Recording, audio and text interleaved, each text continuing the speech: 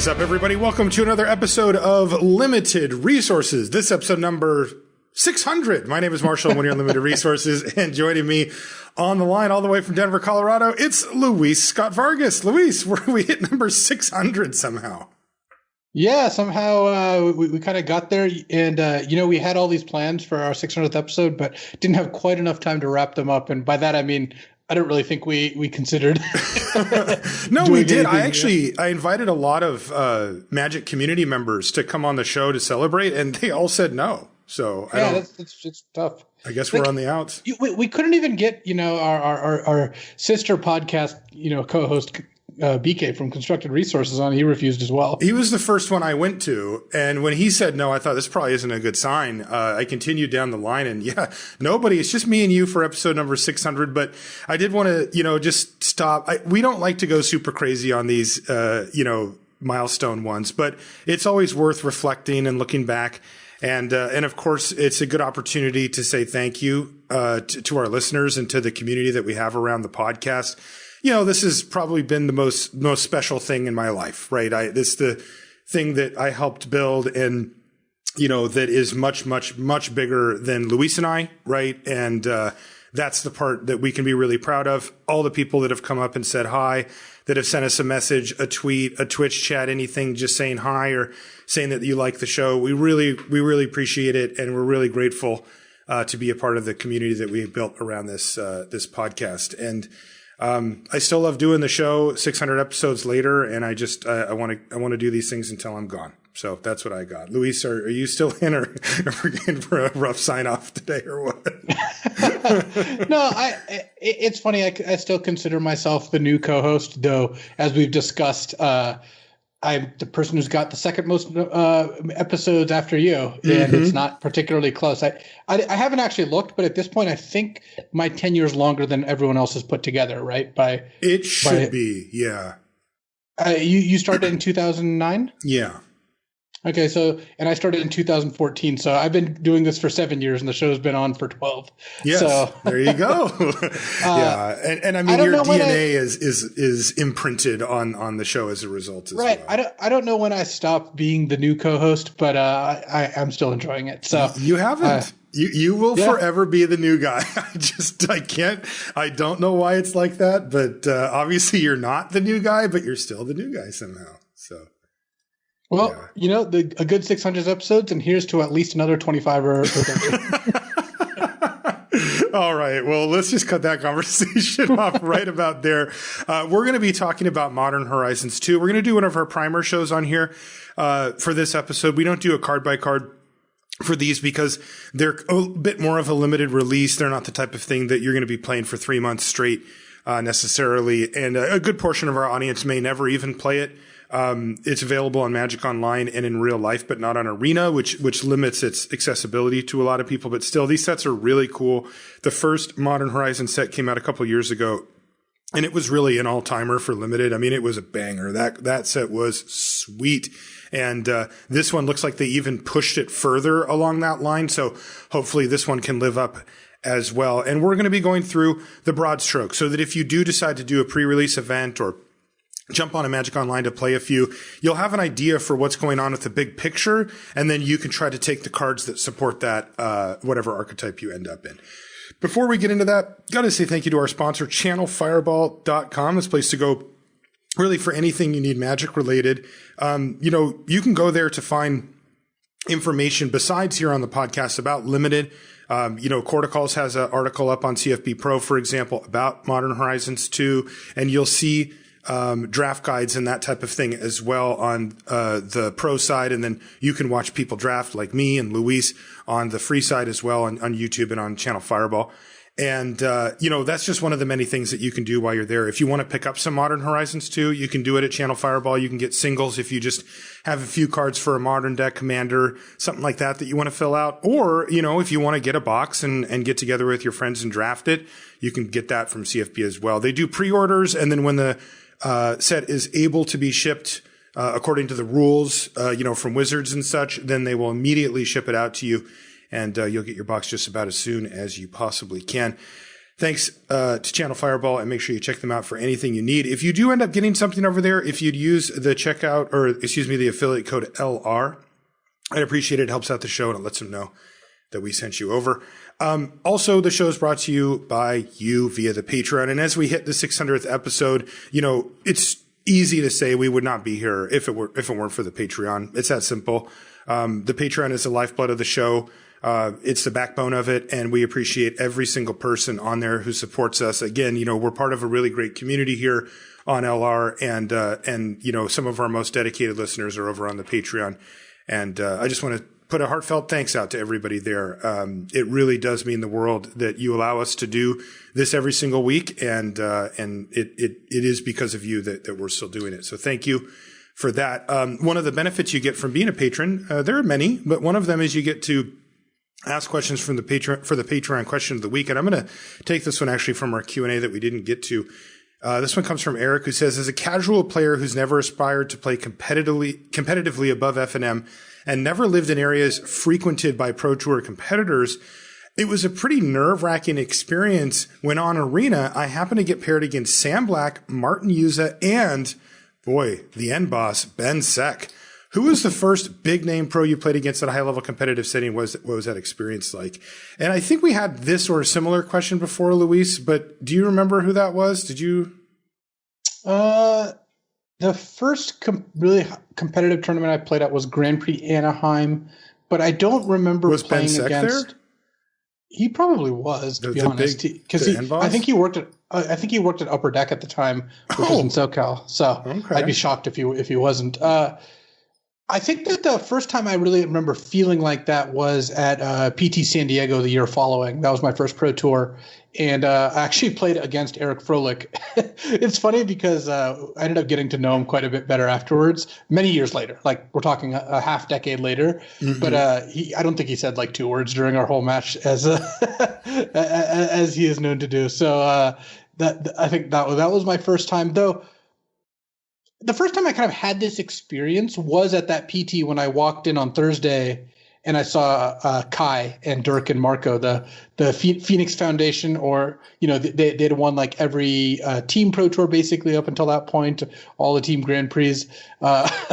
So some people called them the German bobsled team because Kai was driving and Dirk and Marco were along for the ride. But I've never heard that. It's really good. That's rough. But it was great just seeing them, and I was just like, "Wow, these are the guys I've read so much about." So yeah, I definitely had that, had those moments. Oh, that's great. Yeah, those big moments, and of course, you've been on the other side of that for a lot of people, I'm sure as well.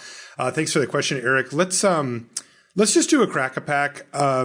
It'll take a little while to get through it because these cards are very complicated, but I think we can just jump in and do one, and then we'll cover the broad strokes on the format and then the archetypes as well. So let's just jump in. Our first card out, it looks like we've got 2 rares here. Is that a thing in this set? I guess so. All right, 2 rares. Every pack in every set nowadays just has like 5 rares, a million of everything. I don't really know how to. I know it's like alternate art foil, Japanese, borderless. Squirrel Mob is our first card. 1 green. It is a 2/2 squirrel. It's rare. It says Squirrel Mob gets +1/+1 for each other squirrel on the battlefield. And by the way, this is a hint already at one of the archetypes in the set, which is green-black. It is actually squirrels. I'm not kidding. It's squirrel tribal with a sacrifice sub-theme. So there you go. If you're into that, if you want to do the squirrel thing, it's a legit thing, and you got a Squirrel Mob here to kick things off. The next is a Dark Moss Bridge, which is an artifact land, which those are back. These are artifact duels that ETB tapped and are indestructible, and this is the green-black one. So probably one of the least desirable, I would assume, given that it doesn't touch any of the artifact-centric colors in the set. But I don't know. It's still a thing. Fine because one of the things that happens in MH2 is just a lot of the decks are just kind of a lot of random colors. There's just a strong multicolor theme, and while yes, every color pair kind of has its own thing going on, you're going to want to splash cards fairly frequently. So yeah, Dark Moss Bridge isn't as high priority as like a white-blue or white-red or something artifact land, but it's not that much worse because mostly they're just used as fixing as opposed to anything else. Storm God's Oracle is a gold card. It's a common. It's 1 blue red for a 1/3. You can pay a mana to give it +1/-1 until end of turn. And when it dies, it does 3 damage to any target. By the way, this is, a good sign of like, oh crap, they're not messing around in this. This is our first common out, and it's just like, wow, that card's great. The rate on cards in MH2 is really high. This is like any Masters style set where when you look at a card, most of the cards you're going to think, wow, this card's really good because the cards are just quite strong by themselves, and you're going to end up, I think, a lot of the time needing to get more than the sum of your parts out of your cards because everyone has access to a bunch of great cards. Yeah, and this is a good example for this. Next one is Nested Shambler. This is black for a 1/1, and when it dies, you get X tapped 1/1 green squirrel tokens, where X is its power. It's a zombie. So it dies into a squirrel, and if you can pump it up, you can get more of them. So there you go. There's your sacrifice fodder, right, for the set. For that deck, I mean. Discerning Taste is next. It's 2 and a black sorcery. Look at the top 4 cards of your library. Put one of them in your hand and the rest in your graveyard. You gain life equal to the greatest power among creature cards put into your graveyard this way. So there's a really pushed card. Yeah. I mean, you might look at this and think, oh, it's a Reanimator kind of like payoff or setup card. You get to like do this like strategic planning sort of thing. But this just frequently gains you like 5 to 7 life. Yeah. Like, think about how nuts of a card that is. That's 3 insane. mana, draw the best card of your top 4, gain 7 life. Right. Like, there's a lot going on here. So yeah, Discerning Taste is a card I have started picking much higher. I've done a bunch of drafts here, and Discerning Taste is one of the ones that have gone up in value. It's also there's a Delirium sub theme for one of the color pairs, and this is a way you could actually snap off Delirium with just one card.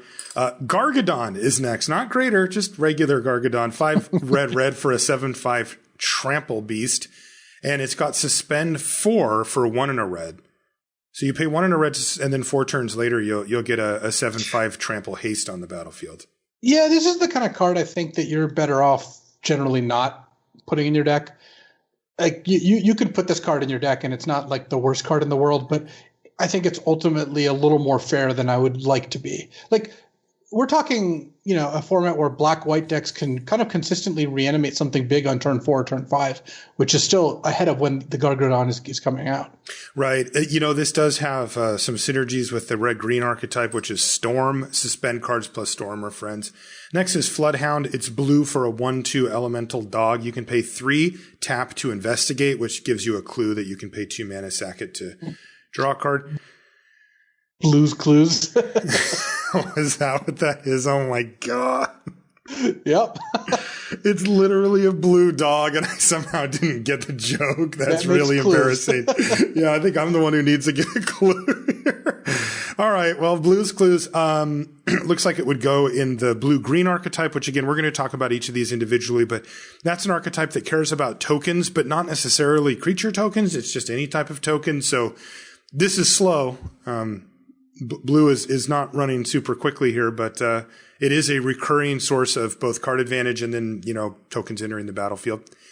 Next is Funnel Web Recluse. It's 4 and a green for a 3/5 with reach, and it has Morbid.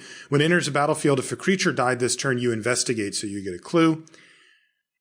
I assume that's not a great card, but we'll see. Smell Fear is 1 and a green sorcery.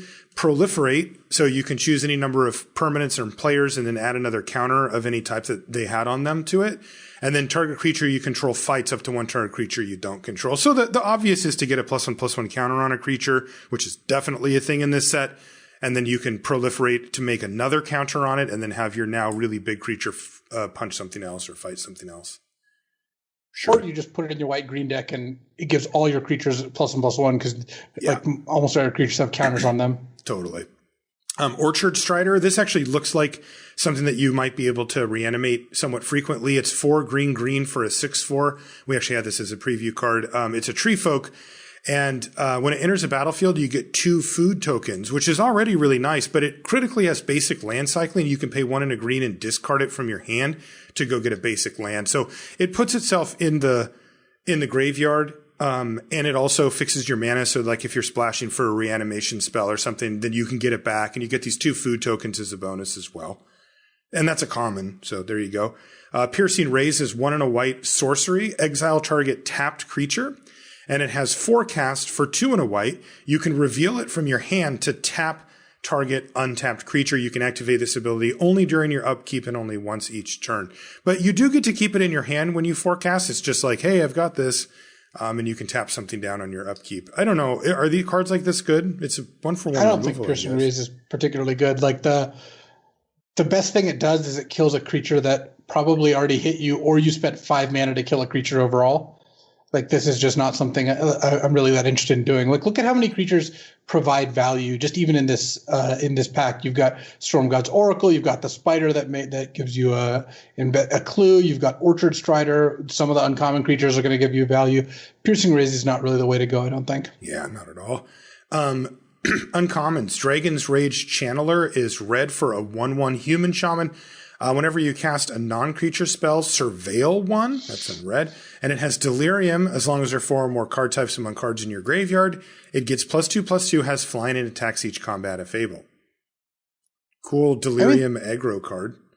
Yeah, Delirium is not that hard to get when you have cards like Dragon's Rage Channeler. One of the biggest payoffs in the set is Prophetic Titan. That's the uncommon that is Prophetic Bolt. It's a 6 mana, and when you play it, you get to choose either half. A Prophetic Bolt, which is deal 4, or look at your top 4 and put 1 in your hand. But when you have Delirium, you get to do both. And that's the kind of card this really pays you off for moving towards. That's right. Next is Lazotep Chancellor. This is blue-black for a 1/3 zombie wizard. Whenever you discard a card, you may pay 1. If you do, amass 2. So you put 2 +1/+1 counters on an army token you control. And if you don't have one, you get a 0/0 and then put the counters on that. So that's pretty good if you're doing the madness thing or even the reanimator thing or whatever. You can actually create board state here by discarding cards and paying a little bit extra. Yeah, Lazotep Channeler is the card I'm most interested in taking so far. It's a pretty low opportunity cost way to get a lot of value. There's a lot of cards that discard. Like if you look, all the land cycling cards, that counts as discarding.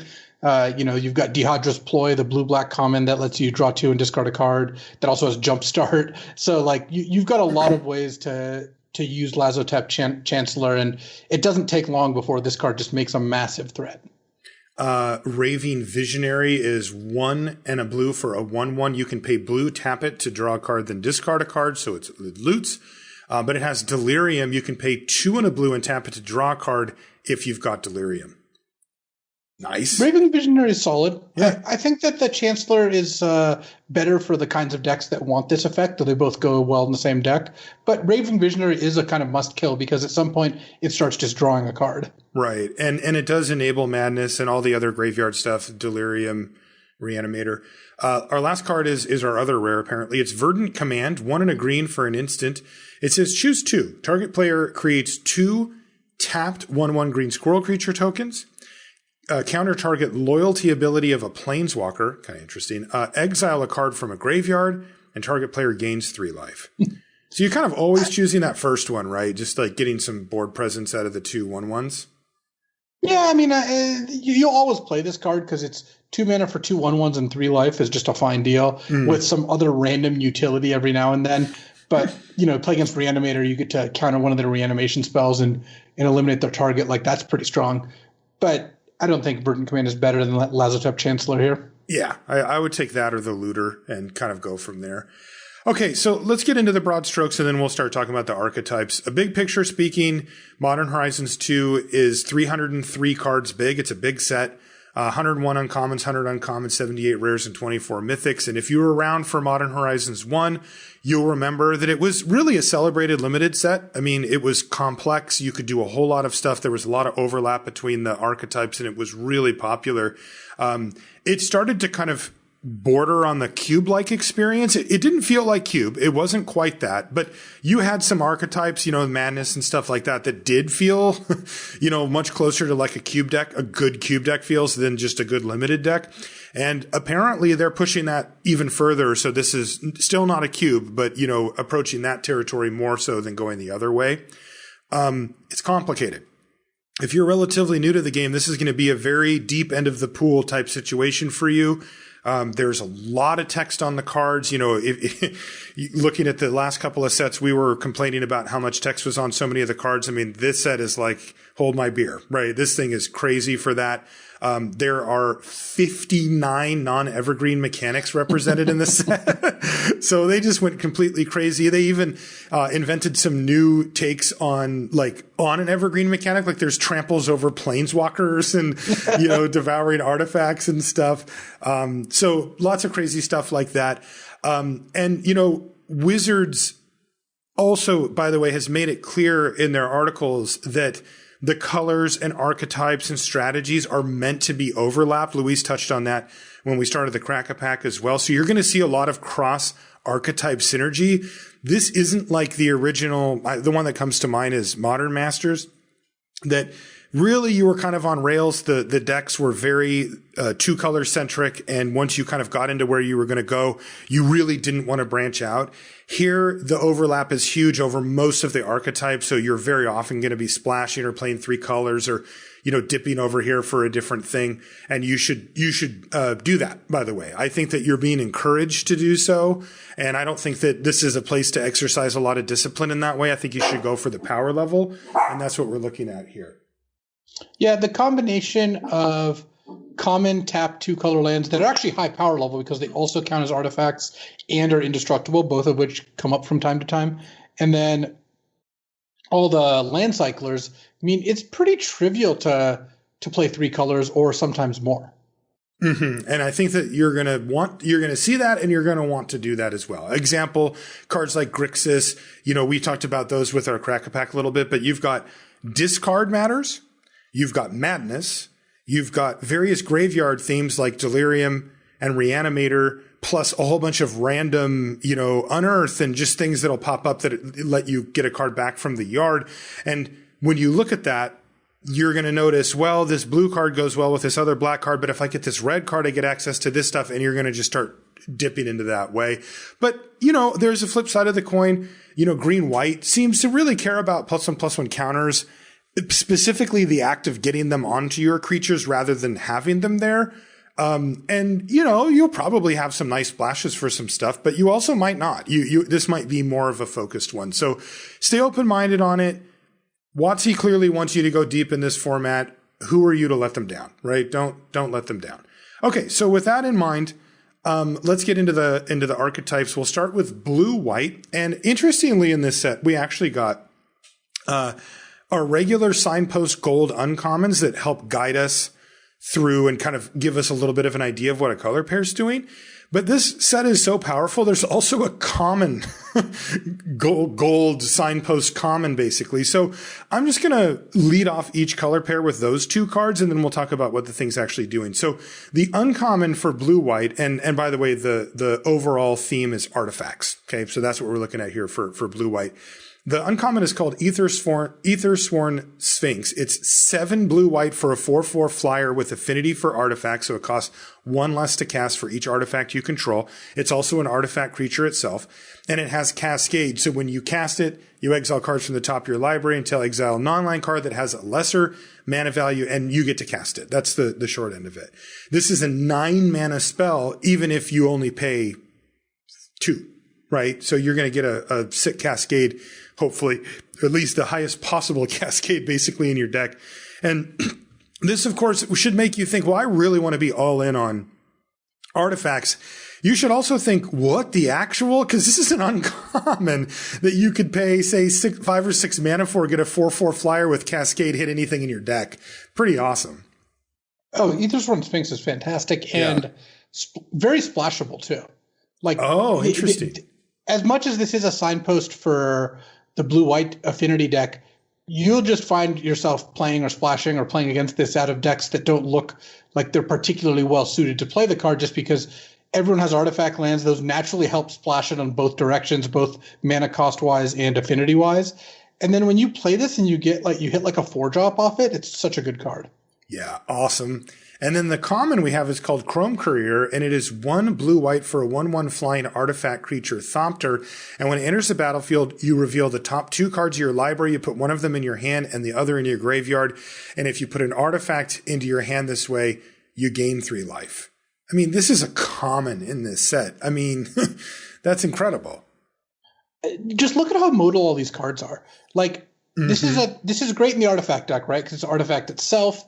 It gains you 3 when you put an artifact in your hand. All good things. Think about putting this card in a blue-white deck that doesn't care about artifacts. Still a 3-mana 1/1 flying that draws you the best of 2 cards. Like, they're just not making you, make tough choices in a lot of these cases where it's like, yep, this is great in the thing it's supposed to do, but guess what? It's also great, in other places too. That's right. And, about half of the blue and white creatures in the set are artifact creatures. So you get affinity for artifacts like the Sphinx has. And then there's also 6 other cards with affinity, including 3 commons, 2 uncommons, and a really sweet rare called Thought Monitor, which is the new Muldrifter. It's 7 mana, 2/2 flyer that ETBs and draws 2, but it has affinity. So that's great. And I just did a quick search. There's 39 artifacts in the set that are either white, blue, or colorless. So that's it. Look, if you're going to play the archetype, you want to value making sure that you have critical mass of artifacts. This deck rewards you for having a lot of them on the battlefield. You also see other instances of that, like there's Metalcraft here and there, stuff like that. So there you go. A couple of cards to keep in mind as well that can really help out. Razortide Bridge is the blue-white, enters a battlefield tapped artifact land that has indestructible. It's probably the best one, right? I mean, I think that, that's going to be the one that people are going to be after the most because it goes into this archetype. So you're probably going to have to pick that one high if you're fighting with somebody, because that's like a B in these decks, I think, right? I mean, like with all the affinity and stuff rolling around. Yeah, I think any of the ones that overlap with blue are going to end up being pretty high value. White and red to a slightly lesser degree. Yeah. But I would say all of them are quite high priority. Yeah. And you can there's a whole bunch of ways to get stuff on the battlefield. There's removal with affinity for artifacts. There's just creatures. Ornithopter of Paradise is a pretty funny card. It's 2 mana, which is kind of weird, but it's an O2 and it has flying and it's an artifact creature and it taps to add 1 mana of any color. So it kind of adds 2 to any of your affinity cards. It enters a mana by just being an artifact and then by tapping for mana as well. And then blue-white doesn't seem as all in on this, but it'll probably come up fairly frequently, which is modular. That's a little more on the red-white deck, which we'll talk about in a bit. But modular basically has artifact creatures come in as 0/0s with counters on them for their power and toughness. But when they die, you can put any counters they had on them onto another artifact creature. And so if you have critical mass, that can be something. It doesn't seem to be where blue-white is focused, but it probably will come up. Next is blue-black, self-discard, surveil stuff. I'm not really sure exactly what to call this, but there's enough payoffs for when you discard a card that, it seems to be that's what they're trying to do. Our uncommon is actually the card that we opened in the pack, the Lazatep Chancellor, the one that you can pay extra when you discard a card and amass for 2. And then our common is Dihada's Ploy, which is 1 blue-black for an instant. It says draw 2 cards, then discard a card. You gain life equal to the number of cards you've discarded this turn. And it has Jumpstart, so you can cast it from your graveyard by discarding a card in addition to paying its other costs, and then you exile it. Yeah, we're kind of picking up the theme here, aren't we, Luis? Discard cards, discard cards, more. So what's going to end up happening with a lot of your blue-black decks is you're going to have the specific discard rewards like Chancellor. Dihada's Ploy is actually like an enabler and a reward because obviously it can gain you 3 or 4 life if you've kind of gone deep. But you can touch red for delirium payoffs, things like the shock that turns into a deal 6 Unholy Heat and Prophetic Giant. You can end up touching white for reanimation stuff, and it kind of all blends together where I think Grixis or Esper are going to be 2 of your more common blue-black centric decks. Because besides the Chancellor, there's not that many straight up like you're rewarded for literally discarding, but a lot of the spells they discard for benefits or they give you card selection. Madness is another theme that can slot in very nicely here. Right. And blue-black is like the base enabler for all these other themes, Madness, Delirium, Reanimation. So that's kind of what you're going to look blue-black to be. And then, of course, you can still splash the artifact stuff. It's hard to overstate how much all this stuff overlaps. Yeah, that's a thing that you're going to see over and over again. And you should keep your eye out as well. I mentioned it before, but there are just random instances. Like there's a card called Tyzerus Charger. It's common. It's 2 and a black. It's a 3/2. And it has escape for 4 and a black. So you can pay 4 and a black and exile 5 other cards from your yard to cast it from your graveyard. And it escapes with your choice of a +1/+1 counter or a flying counter on it. So, cards like that, and again, maybe something with Unearth, any of the Delirium stuff, those all add up that aren't necessarily specifically like reward you for discard a card, but that they end up rewarding you for discarding a card. So keep your eye out for that stuff as well. And along those same lines, there's a card called Young Necromancer that we'll talk about in Black-White more because it's a key player for them, but you can play it here too. It's 4 and a black for a 2/3. And when it ETBs, you may exile 2 cards from your graveyard. And when you do, you return a creature card from your graveyard to the battlefield. So this is a Reanimator card, but it also requires you to have a few extra cards in your yard. So once again, this is rewarding you for having discarded cards and can get you some reanimation stuff going too. Speaking of madness, which Luis just mentioned, red-black is a madness color pair. The uncommon is called Rakdos Headliner. It's black-red for a 3/3 haste. So again, they really push the stuff here, but it does have an echo cost. And an echo cost says at the beginning of your next upkeep, if this came under your control since the beginning of your last upkeep, you sacrifice it unless you pay its echo cost. Oftentimes it's just more mana, like it's casting cost again or whatever. Here though, it's discard a card. So you get a 2 mana 3/3 haste, and I would assume that the discard a card is upside in the deck. Rather than being just I'm down a card, but at least I got this sweet 2-drop. You should be able to make it work. For example, if you have the gold common that goes along with it, it's called Terminal Agony, and it is 2 black-red for a sorcery, and it's destroy target creature, but it has madness for black-red. And that lets you get around the sorcery thing too. Pretty big reward. And if you can end up with a focused Rakdos deck here that is aggressive, that can also punish a lot of the decks in the format. I have watched many a game where no player plays a relevant board affecting card until like turn 3 or 4. And you're just like, oh, tap land, basic land cycle. Like you just keep going off, and like you end up in a spot where you have to really spend some time building up your mana base to cast spells or getting ready. And when you do cast a spell, it's a 1/1 flyer that draws you a card or a looter. So if you can go, Rakdos Headliner and Cabal Initiate and, Bone Shard something or Terminal Agony something, you can find yourself in a pretty good spot. Yeah. I mean, that curve's pretty nice, right? Rakdos Headliner hits you for 3 go. They play a 3-drop. You go untap, discard Terminal Agony, kill your thing. Pretty gross. Of course, madness, you need enablers, you need payoffs, and then ideally you'd like to add in some graveyard synergies to kind of put yourself over the top. And there's cards like Bone Shards, which is black for a sorcery at common. As an additional cost to cast it, you sacrifice a creature or discard a card, and it destroys a creature or planeswalker. So that's only 1 mana to destroy a creature or a planeswalker. And if you have a madness card, you can very easily tack that on as the cost and then pay for that and get both things.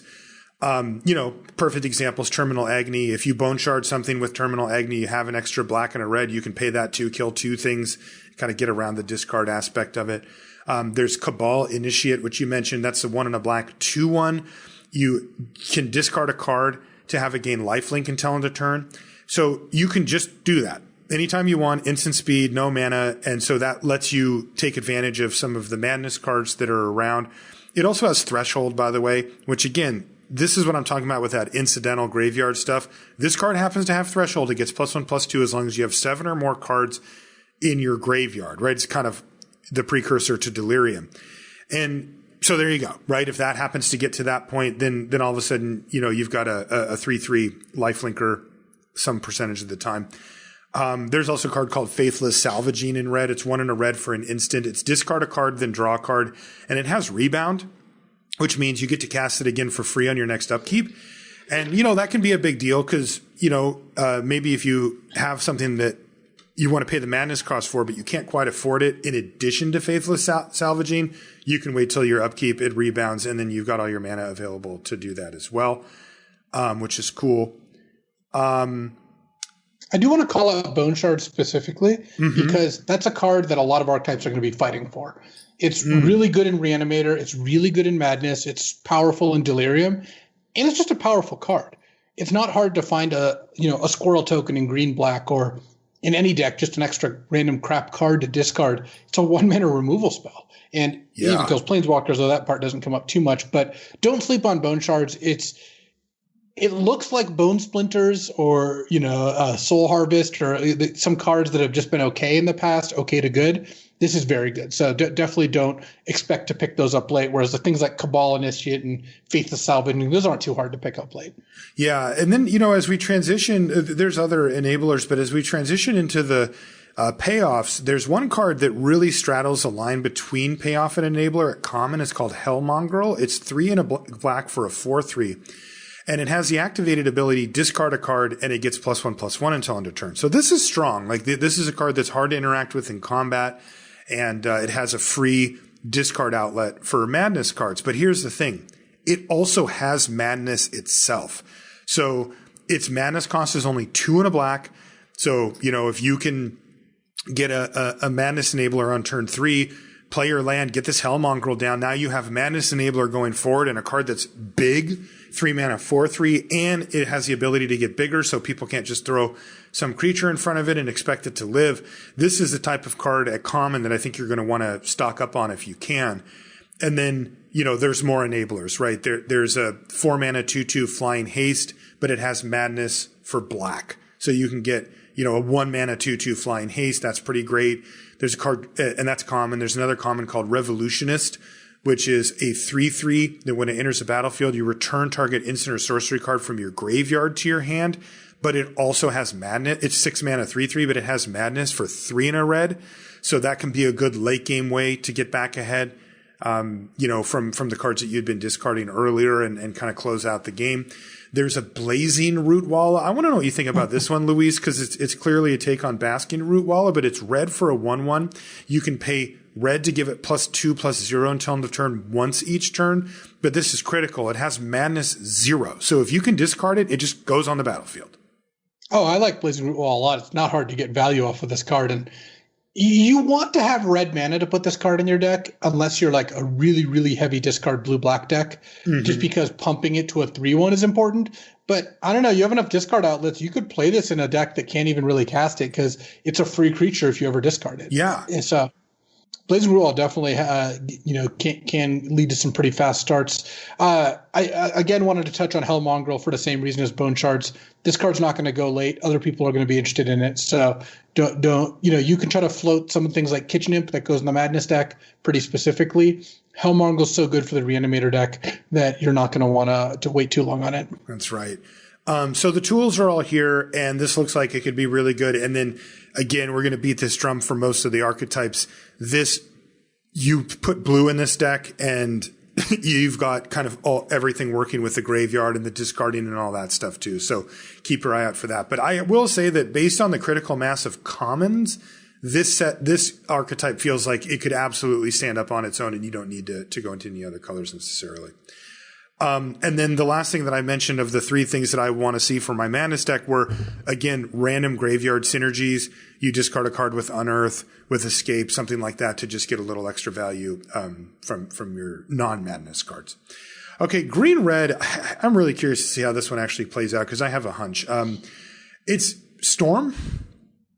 I don't really think it is. It's red-black. It's Signpost Uncommon is Road to Ruin, which is a Aftermath card. So it's a split Aftermath card. So the Road is 2 and a green instant. Search the library for a basic land card, put it on the battlefield, tapped, and then shuffle. Kind of cool to have that at instant, but still would prefer just to be 1 and a green sorcery at any rate. And then Ruin is 1 red for a sorcery. This is Aftermath, so you can only cast it from your yard, but it deals damage to target creature equal to the number of lands you control. So it's a removal spell. Out of the yard. Really nice card. I mean, that's a great 1-2 punch. And then the common is called Goblin Anarchomancer. Oh, that's kind of cool. Yeah. Anarchomancer. It's a green-red for a 2/2 Goblin Shaman, and each spell that you cast that's red or green costs 1 less to cast. So my hunch here, Luis, is that, yeah, there's a storm theme here, but I think it's actually a sub-theme and that red-green is just the platform for the 4 or 5 color converged deck. Do you have a take on that? Oh, I agree with that. I think that you will have some games where you can pull off a nice little storm combination, but for the most part, I've found that red-green partially because of Road to Ruin, it's such a strong card. Partially because green just naturally has some good mana fixing. Red has good removal. They both have basic land cyclers. You'll end up 5 color red green a decent amount of the time. Okay, so keep that in mind. But with that said, there are some cool storm things. There's Chatterstorm, which is 1 and a green for a sorcery. You get a 1/1 green squirrel creature token, and it has storm. There's also another one called Galvanic Relay, which is 2 and a red for a sorcery. And it says exile the top card of your library. During your next turn, you may play that card, and it has storm. So you do have to pay for it, but you can kind of stockpile a bunch of cards and then the next turn cast them. There's a really sweet one, though. I don't know how big you have to dream to make this really a thing, but a card called Hunting Pack, which is 5 green for an instant. And it's uncommon, and you get a 4/4 green beast creature token, but this card has storm. I don't know if you're just supposed to cast it on your opponent's turn and get 2 beasts or ambush a thing or something, but the bar is not, if you get to storm it once, you're already happy with that, right? Oh, I saw this card used to great effect against BK. Someone just cast it into his turn to make three beasts, and it's not that hard to set that up. Your opponent's going to cast 2 spells on a decent amount of the turns, and Hunting Pack can really punish them for it. Yeah, so there's a payoff. And then there's probably one of the swingiest cards you could imagine. It's called Spreading Insurrection. It's 4 and a red for a sorcery. It's uncommon. It threatens. You get to gain control of target creature, untap it against haste, and then you have to give it back. It has storm. So you could steal 2 or 3 of your opponent's creatures, and I don't, if you had any type of board presence, they're probably not going to survive that. So if you're looking at the green-red deck, you should keep these storm cards in mind, and then any suspend cards that you see, because if you can time it so that 1 or 2 cards come off of suspend in a turn, and then you can cast 1 or 2 plus a storm card, that's where you can get the storm counts up into the 3, 4, maybe even 5 range if you time everything right, and that can be a game winner. But the truth is, I don't think that that's really going to be the focal point for the deck. I think that's going to be secondary to what Luis described with the cheap removal, the mana fixing, and then trying to take advantage of a converged deck. So to me, this is really the converged deck that pays you off for having a bunch of colors. The next one is green-white, which cares about +1/+1 counters. And the uncommon is called Arcus Acolyte. It's green-white for a 2/2 human cleric archer.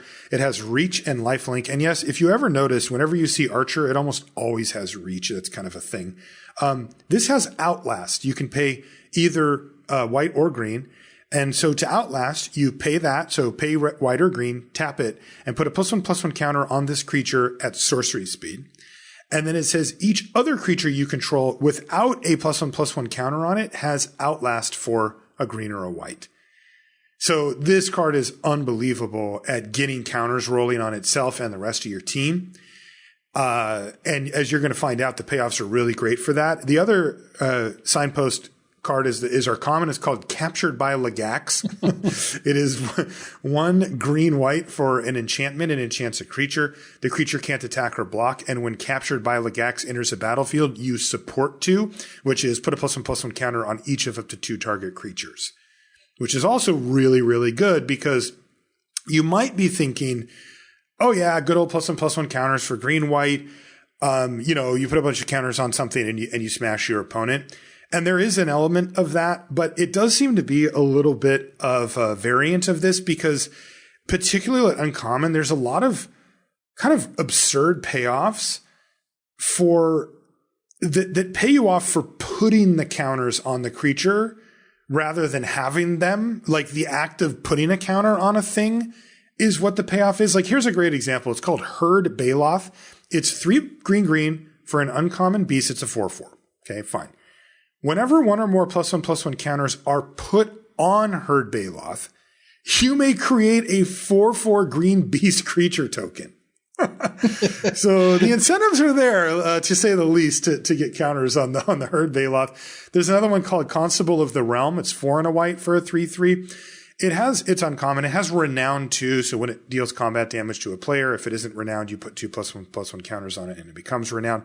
But it says whenever one or more +1/+1 counters again are put onto Constable of the Realm, exile up to one other target non-land permanent until Constable of the Realm leaves the battlefield. It just like starts oblivion ringing everything in its sight as long as you can keep putting counters on it.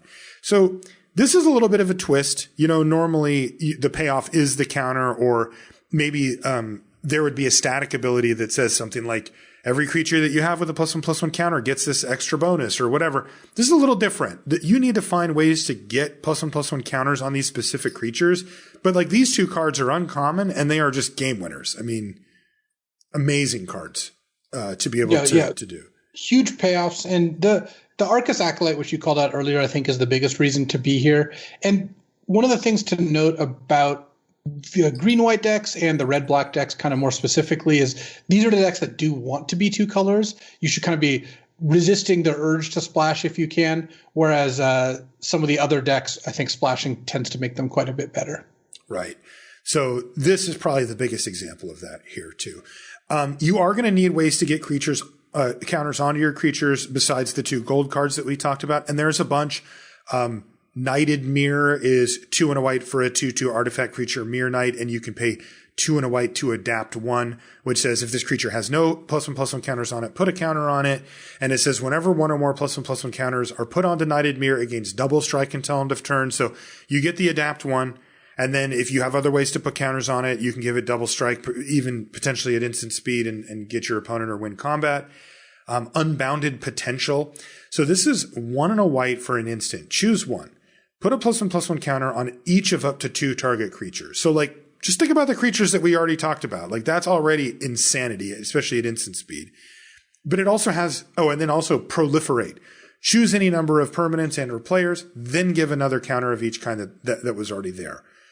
And this thing has Entwine for 3 and a white. So if you pay 3 and a white, you get to do both. And they go in that order. So it's put a +1/+1 counter and then Proliferate. So you'll actually get 2 counters on 2 things.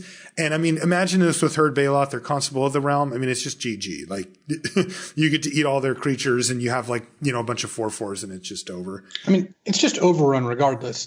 Like for 6 mana, you're at the very least giving 2 creatures +2/+2, but you're more likely giving something like 4 creatures +2/+2 or right, of +1/+1. course. Yeah, that's even better. Insanity. Dusk Shell Crawler is 1 and a green for a 0/3 insect at common. When it enters the battlefield, you put a +1/+1 counter on target creature. You get the idea here. Each creature you control with a +1/+1 counter on it has trample. So again, this is just like a random common that isn't even going to be high in your list. So you can see that. And then one reminder is that modular is a thing that you should remember because white, this is white and there are modular creatures that come in with the counters on them. So they may get bonuses, but one caveat is that you can only modular onto another artifact creature. So it isn't quite fully here where it's just like you're throwing counters around and getting them when you cast it and getting them when they die. But still, it may well be worth it to look at some modular creatures for this deck. Next one seems really sweet. It's black-white, and it's Reanimator. The uncommon is called Graceful Restoration. It's 3 black-white for a sorcery. It says choose 1.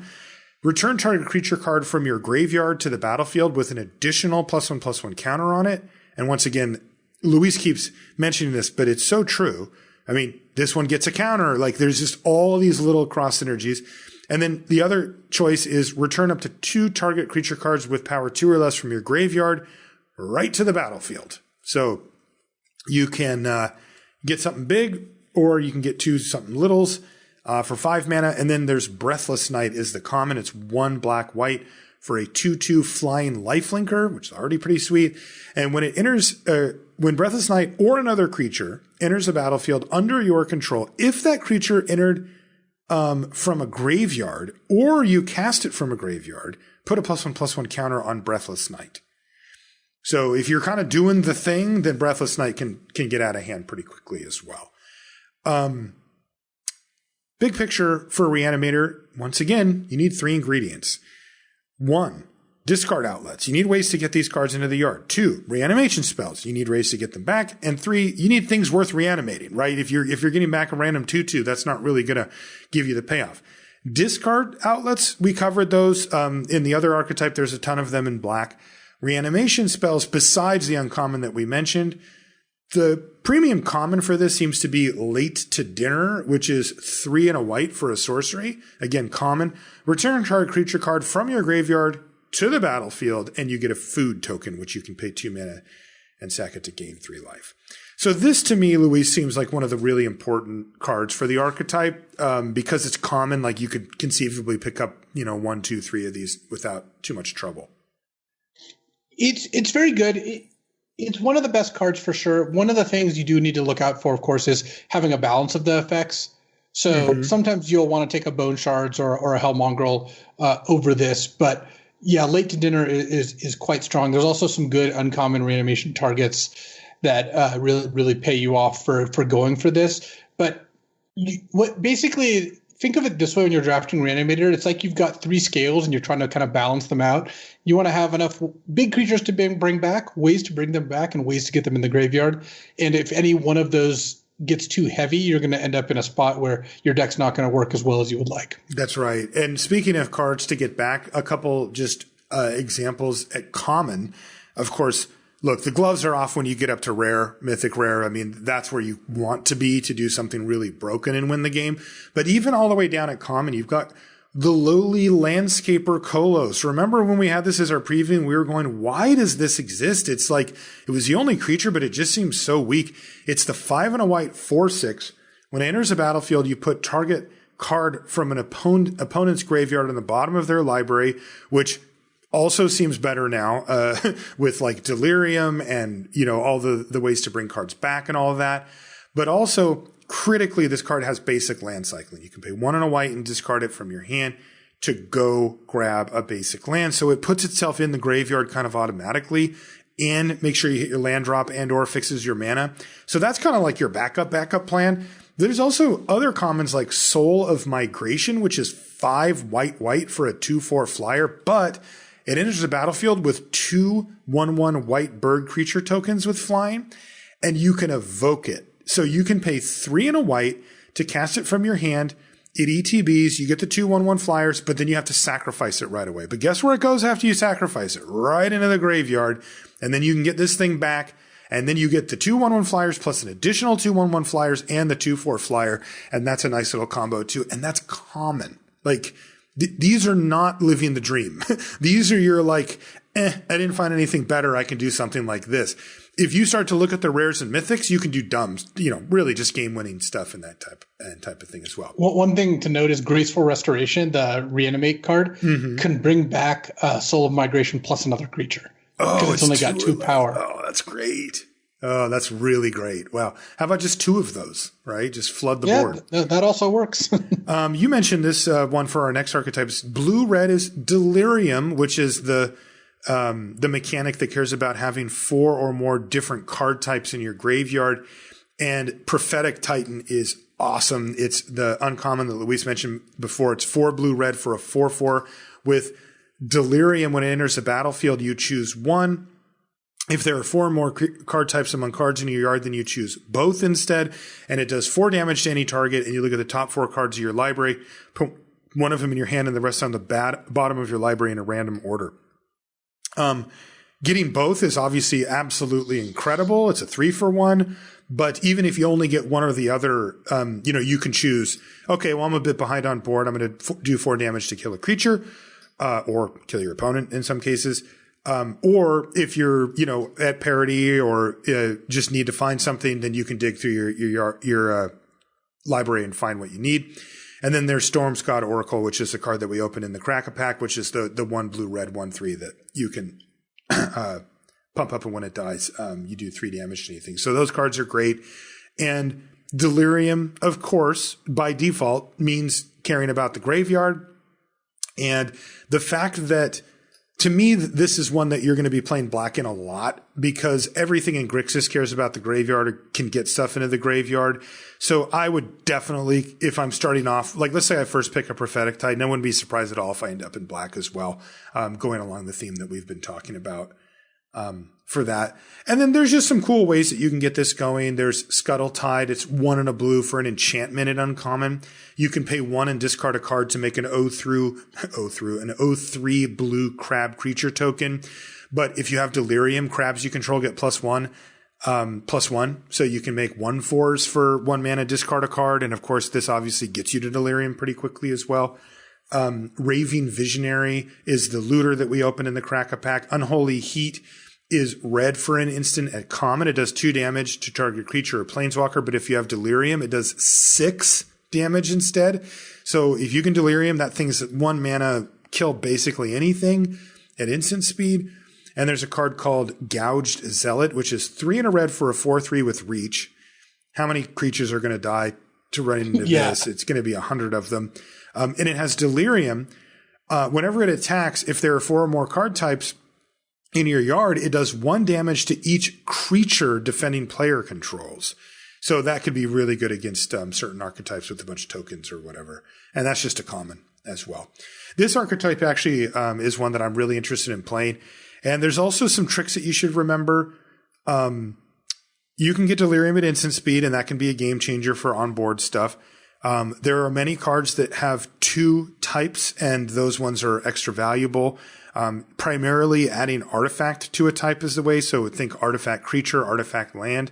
Those count as half of your Delirium on their own. And so those can actually turbo you up to get Delirium, even a turn sooner than your opponent maybe thought that you could. So keep an eye out for those as well.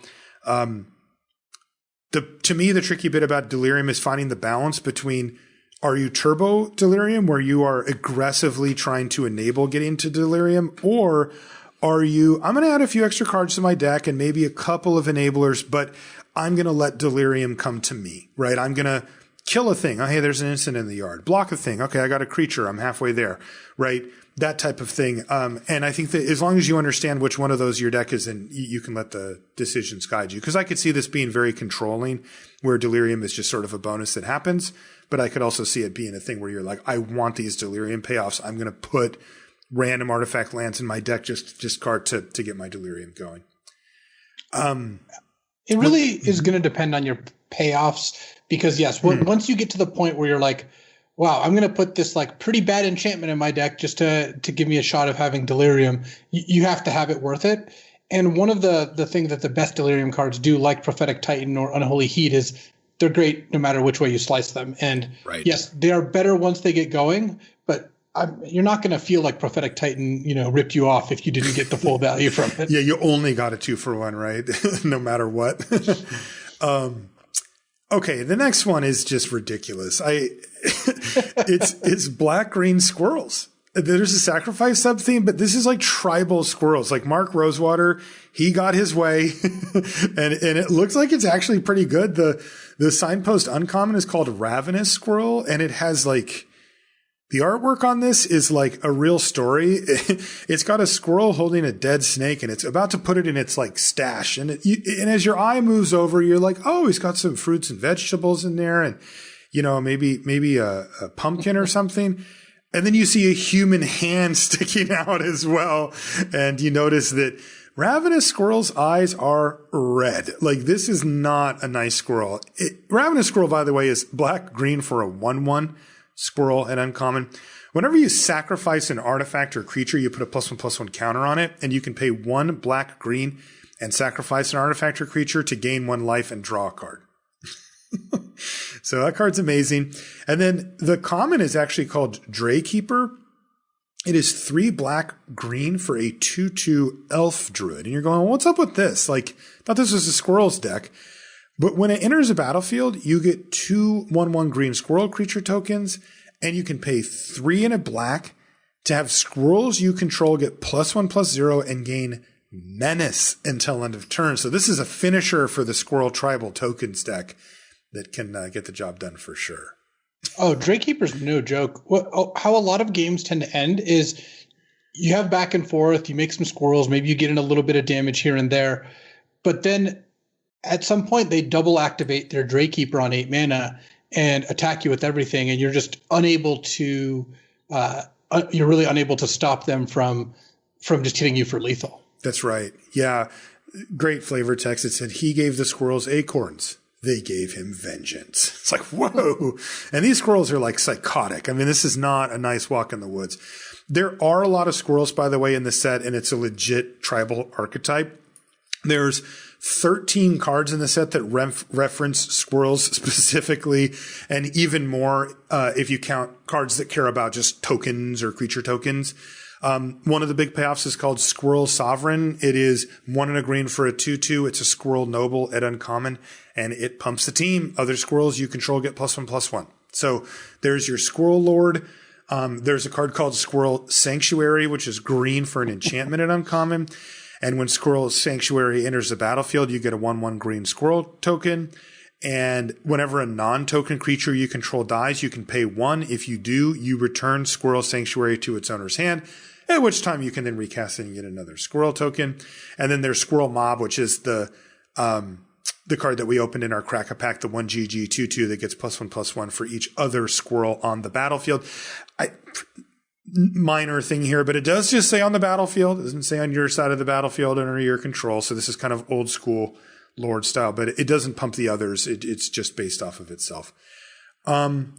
You can sacrifice them if you're like a bad person and want to sacrifice squirrels. There's a card that looks like it sacrificed a lot of them called Vermin Gorger, depending on how you view squirrels. 1 and a black for a 2/2 vampire at common. You can tap it to sack another creature, to have each opponent lose 2 life and you gain 2 life.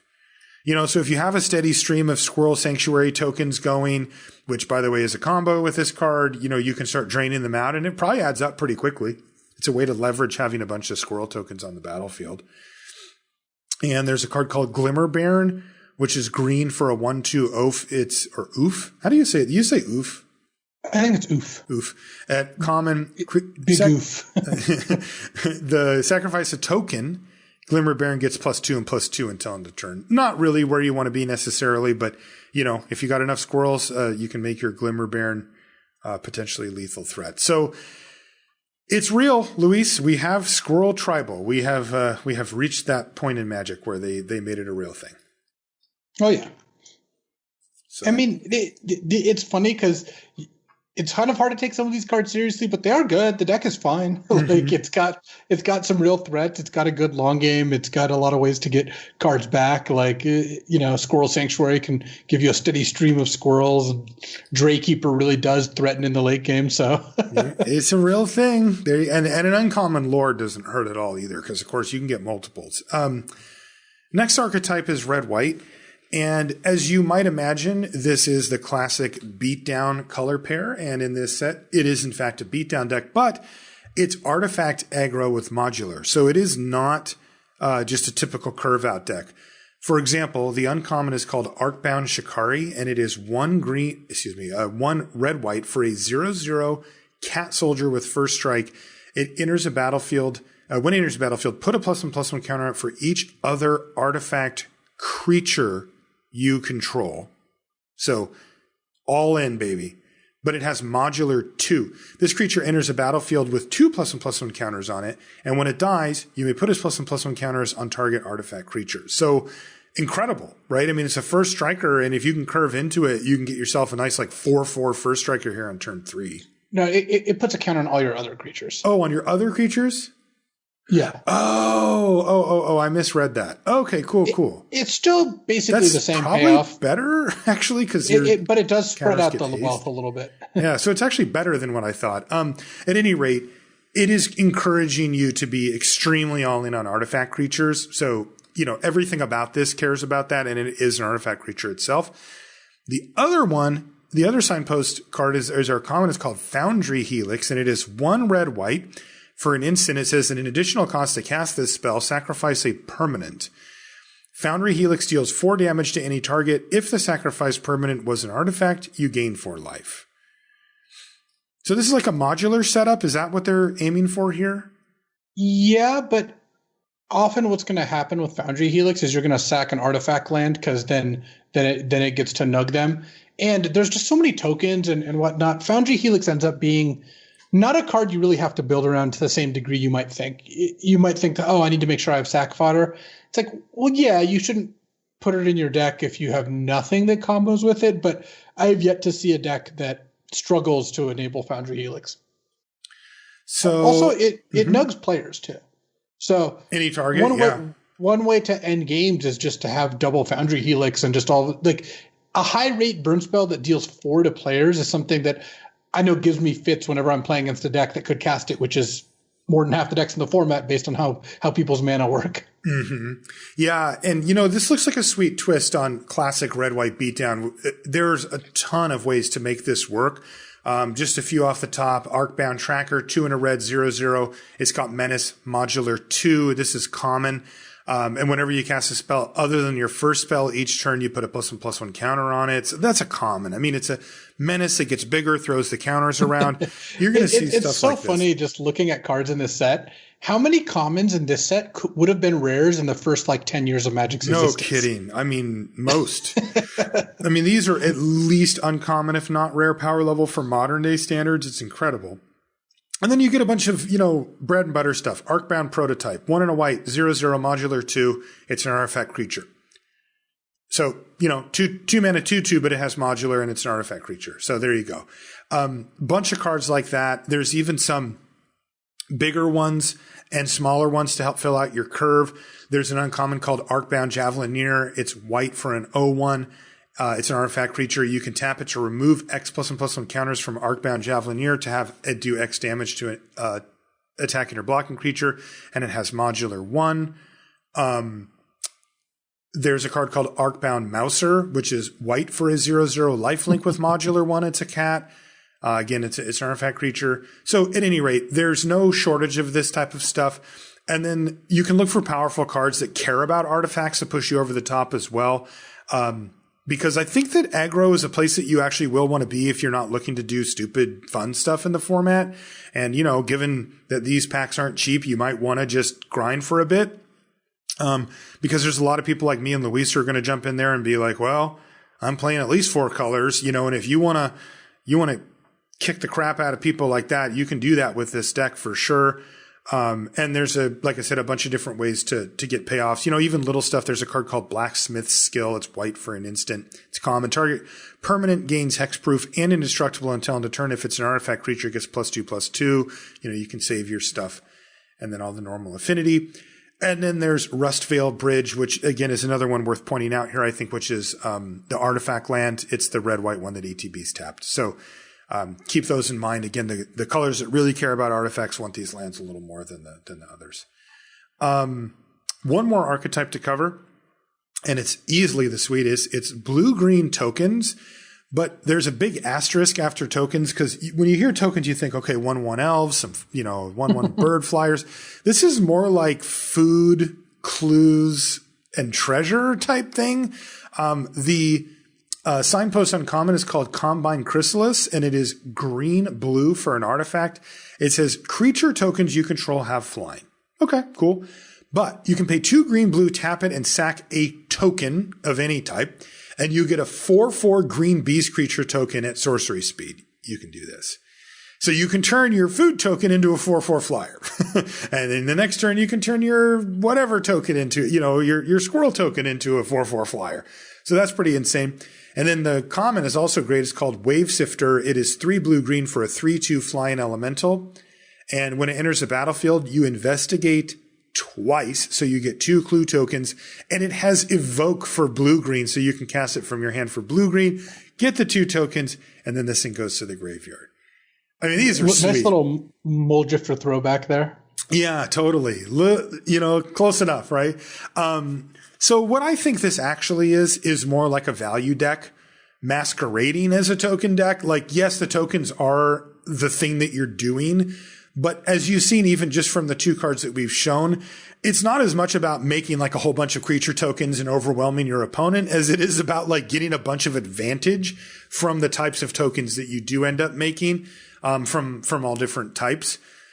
Because like Wave Sifter is a good example.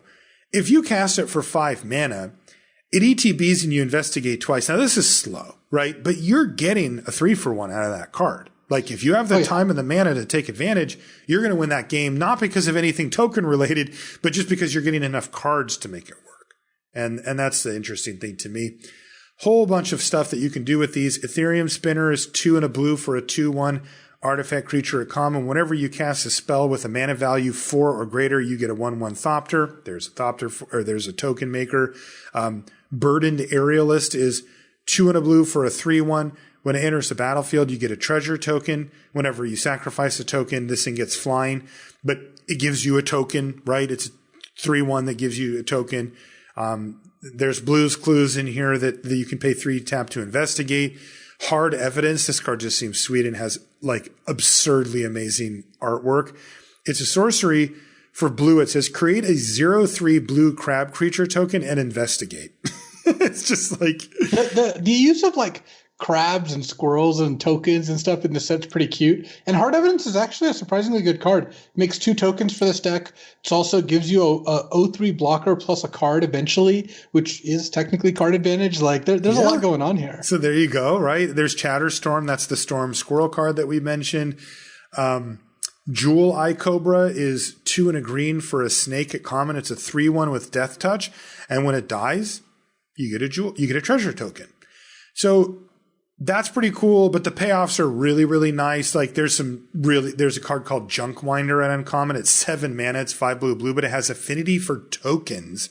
And it's a 5/6 that says whenever a token enters a battlefield under your control, tap target non-land permanent an opponent controls, and it doesn't untap during its next untap step. Like that's a great way to just dominate a board if you have any type of recursive token making. There's Fey Offering, which is 2 and a green for an enchantment. At the beginning of each end step, if you've cast both a creature spell and a non-creature spell this turn, you get a clue, a food, and a treasure. Right? So there's all these different ways to get paid. But honestly, I wouldn't be surprised if a lot of the games just come down to like you make a bunch of tokens and then you just use them. Like you cash them in for cards and you use them to ramp something out and, you gain some life or whatever. I do kind of feel bad for food though in the land of blue-green because I think it's going to get like you're going to draw cards with your clues. You're going to sack your treasures sometimes to ramp something, but I don't think you're going to be eating your food very much. I think you're going to be sacking it for other stuff most of the time. For me, what stands out the most is this deck. That's the one. I mean, I like blue-green usually the most anyway, but this is like a really wild take on what blue-green could be. And this is the one that I want to focus on the most. Which archetype do you think is the sweetest, Louise? I like the Delirium style decks. That kind of fits with how I like to play. But Delirium, like all the Grixis stuff, Delirium, Madness, anything kind of in those territories is something that I'm interested in doing. Yeah, Grixis or blue-green just sounds like super sweet. You said that you've watched BK play a bit and played yourself. Has anything stood out to you early about what's working and what's not, or what the decks look like? The part that's hard to tell is, how when we draft a set, like you're drafting because, it's kind of like Cube. More people draft when they draft Cube, draft like the blue decks, even though the white decks and the red decks win more in Cube. I've seen mostly kind of dirtily 3+ color decks. I have seen some of the aggro decks. My guess is the aggro decks aren't quite as representative as they would be if everyone was drafting with just the goal to win. Mm-hmm. Not to saying that people don't want to win, but I've seen more of the like 3+ color decks than the focus 2-color aggro decks that I think probably is right in that sense. That said, the Reanimator decks have looked really good. The discard decks have looked good. The affinity decks have looked good. Like everything's very well enabled. I think that's a cool part of how the set is designed. And the fact that everything overlaps means if you didn't quite get there, let's say you're trying to draft Black-White Reanimator and you wouldn't have quite gotten there. Mm-hmm. Well, you can still edge into blue for affinity / discard / whatever else. There's just a lot going on that really does help pay you off. And you can kind of cobble together something. Everyone's kind of got this, like, it feels like they've got the, from StarCraft, 10 minutes, no rush. Like people aren't carving out on you. So you get a chance to set up your kind of ridiculous stuff. So it's been a fun format. The games are complicated for sure. They can be long, and it's definitely a format that takes a lot of active thinking to get into, but it has been a fun format. Yeah, it looks really cool. I think I would take the aggro approach if all I cared about was winning. Strictly speaking, then I would do that, but otherwise seems good. I should also mention before we take off here that there is a pre-release party online for this coming up this weekend. It's actually held kind of in Discord. It's a Modern Horizons 2 pre-release event. I'm going to be taking part in it. I'm going to be playing it. I did this for Strixhaven as well. And it's really cool. Basically, what you do is you go to your local game store or online and you order a pre-release kit to play at home. And then you use Spelltable, the app that kind of combines like a life counter with like some graphics with your webcam to play against people online. And that's really awesome. I got to play against, I played a bunch of matches with my sealed deck on the Strixhaven one, and it's like kind of feels vaguely like you're playing real life, like you're shuffling cards, you're saying hi, how you doing? And I'm going to be playing for Team Garth for that and looking to win that. My college won the last one we did. It was I was in Quandrix and we crushed the competition. I'm looking for my team to do the same this time. I'll put a link in the show notes if you're interested in checking that out. You get your hands on one of those pre-release kits from your local game store, and then you get to just come in and play. It's real fun. It's mh2party.com to do it. And like I said, I'm going to be there, and I'm also going to stream it. That's coming up on Sunday in the morning, and I'm going to be streaming it. So if you want to come hang out with me while I battle against people online, then you can do that as well. So that'll be really fun.